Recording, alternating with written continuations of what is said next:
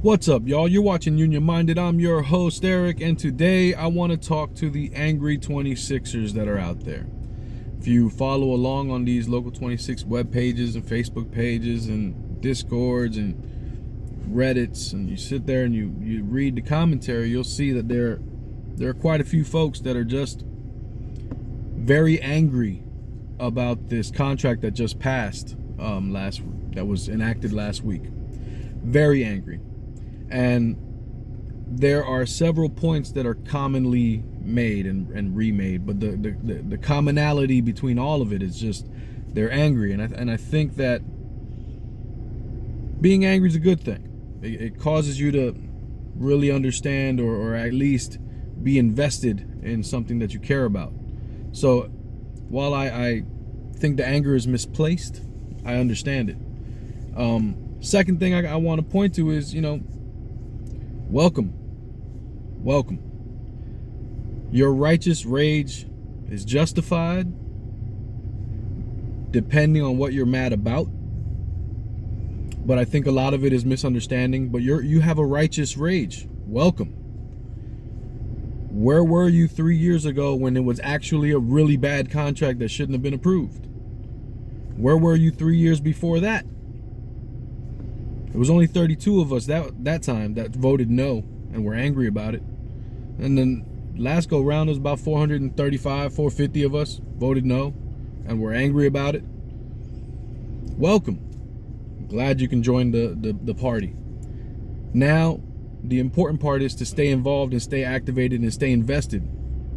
Don't take your ball and go home and pout like a coward. Fight for your local union to be strong. But welcome to the party. I do want to address some of the points that have been made because your concerns are legitimate and they deserve an answer. And so I'm going to do my best to give you my perspective on your complaints. So check it out.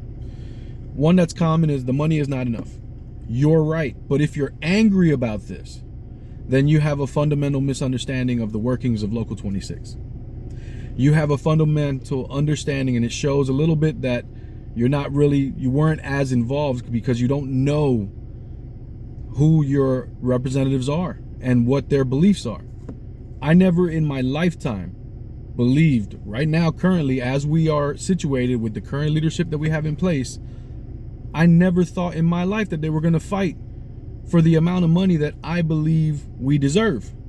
Because I look at the imbalance between our NICA contractors and our members, and I look at the different dynamics, and they've gotten better deals on wages, and they sit there and they ask for concessions and they get them. I'll give you a very good example. I was talking to an owner, and we were talking about, and this was this was under a different administration, but we were talking about my days on the WMATA job, and the WMATA job was a graveyard shift job. It should have been 15% night differential, but instead what it was because we could only get on the track between 10 and 2, we got paid for 8 straight time, but we only worked those 4 hours. The contractor, however, still charged that 15% and got paid on that 15%, and it was a concession. And we were supposed to be grateful that, hey man, we only had to work 4 hours and we got paid for 8. Well, bullcrap. When you work the graveyard shift, your day is shot. When you have to be up those hours, travel time and all of that, that's a work day. And it affects your entire life because now you're sleeping during the day and your whole schedule shifts. So bullcrap. There should have been extra. They should have had paid us that night differential, but they didn't. And it was a concession. But you got to understand the dynamics of your leadership. If you're sitting here raging that the money is not enough, you didn't understand. First off, what we don't know is how much we demanded in negotiations, because we were never told how much we demanded in negotiations. The only money part that we were told is that we're separated by $15.80 or something like that. That's not encouraging for someone who thought that we needed to have 20/3 to make up for the bad contracts of the past and kind of get us even at least to where we should be. It's not a good argument to make that we're that far apart. Well, if you're that far apart, does that mean that you came in demanding 1580 and Nika came in demanding 0, saying we can't afford to give you a raise? Because that's what I would do if I was Nika. I would come in and say we can't afford to give you a raise, and then you tell me what you got. So if you're telling me you were 1580 apart, in my assumption, and I could be wrong, I'm gonna ask at the meeting what we demanded though, because I'm curious. But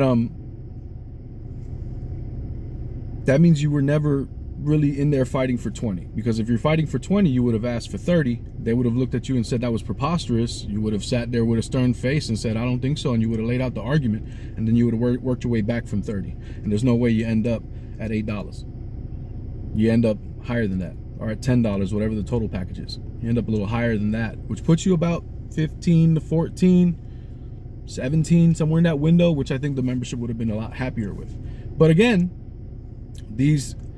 I never expected that, because I know my leadership. I've been involved in the local union and being active in the union for years now. I know my representatives, and I know that they weren't going to go in there and fight for 20 over 3, because I know that they don't fundamentally believe it's doable in this market. They don't fundamentally believe that it's a possibility.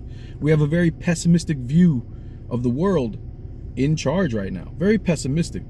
It's always why we can't do things instead of how we can get things done. So this is for you to be this angry. It tells me as an observer, you really aren't that knowledgeable on the local and how it operates. But I invite you to continue to stay involved, because we need you. We need you. We need you. Don't take your ball and go home because you're angry about this money. Your involvement is what got everything else in the contract. You being at the meetings is what got everything else in there. So we need you.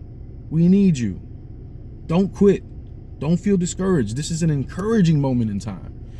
Another one says, we sold out money for useless language. The language is not useless. Our objects are to lessen the amount of overtime, to better the conditions of the work that we work, to create a better work-life balance. This contract did that. And I know you don't appreciate it right now. Long term, I hope you will. This contract did do that. So no, we didn't sell out money for useless language. The money is about where I thought it would be with the current leadership in charge. I thought that's around where they would go.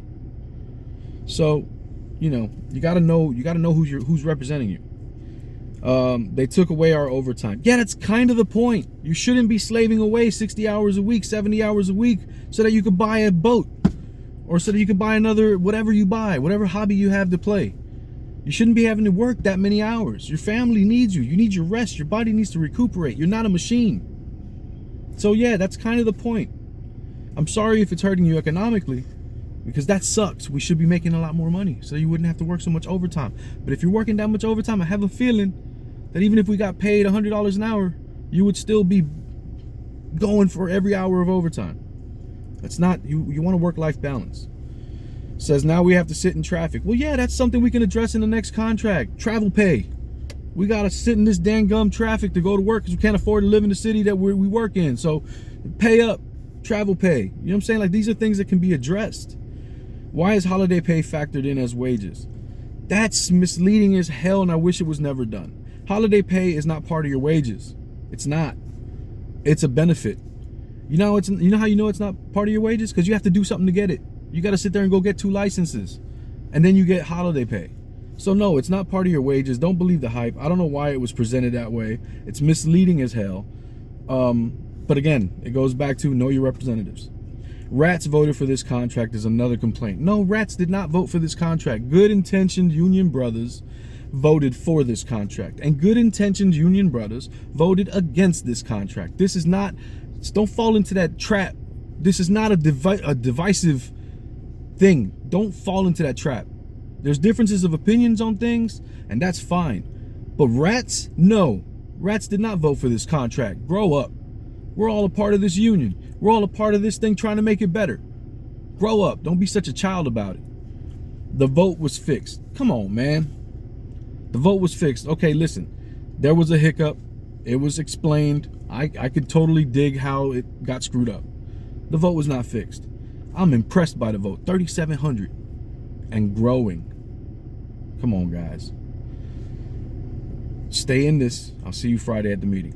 Remember, The fight's not left and right, it's up and down. It's going to take solidarity to win always. Each one teach one, get out there and reach one. And remember that there can be no union without you and I front and center. Let's go. Peace.